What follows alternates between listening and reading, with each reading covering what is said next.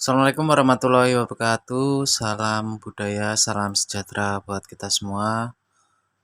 Oke, pada kesempatan kali ini saya coba untuk mereview tokoh wayang Gatotkaca.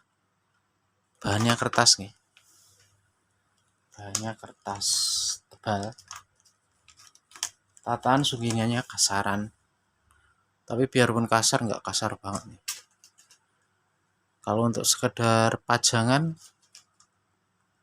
hiasan dinding ataupun untuk latihan sahabat lumayan juga nih. Tokoh wayang Gatotkaca. Yang kemarin yang hitam ini masih ada.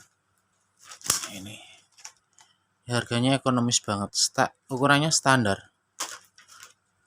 Ukurannya sekitar 57-58 cm.